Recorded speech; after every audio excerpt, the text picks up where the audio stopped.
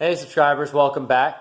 We're going to jump back on the 22B conversion, and today I'm going to show you how to fit the panel gaps the right and correct way. Now we're going to do some pre-drilling today and get into all of the fenders and front end, but in order to do so and do it the adequate way so that it all matches all the way around the car and everything has the exact same panel gap, well, there's tricks of how to do that. So if you want to know how to do that, stay tuned.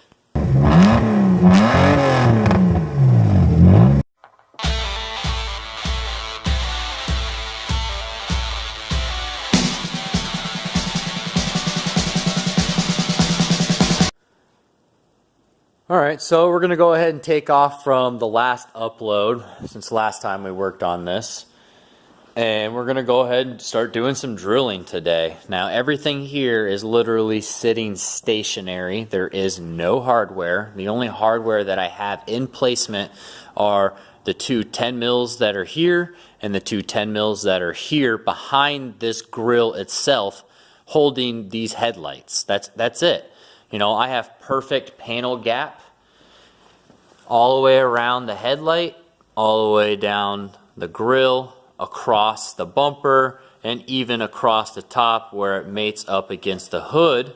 And this is not latched, it's just sitting here stationary, so I know I can then adjust my latch exactly where I want it to be, and this will be perfect. So with that said, on to do some drilling. Okay, so in order to drill these holes, you're going to see me do this a lot in this upload. Now I'm going to use bits and pieces of paint stick. Now I've kind of got them all over this table here and whatnot. You know, we broke them all up, cut them in sections, and we're going to use them for guides to go around all of the actual gaps themselves. Now these are great because you can use them for a gauge and they're not going to lie to you because it's the exact same thickness throughout. So you go ahead and you place them in all of your gaps.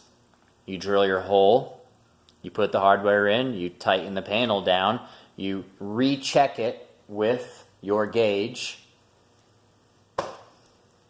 Too easy, right? You know, so that's really the way it should be. It should be easy. It shouldn't be overcomplicated and something that's drawn out and you have to worry about it, you know. So don't worry about it. It is fiberglass. There is no holes in this. You know, as you can see, it's not pre-drilled. The only thing that is holding this headlight, as you can see, it moves back and forth, is the two pieces here that I was telling you about, the two 10 mils behind that grill. So you have to actually drill the holes here so that this headlight itself is stationary. So that's another thing you're going to have to do as well. So you're going to have to make sure you pay attention to where this headlight is for placement on the hood, on the bumper, and on the fender itself. So it's really not as bad as I explain it, but you have to do it right first time, because when you go put that corner lens in there, you're really going to know.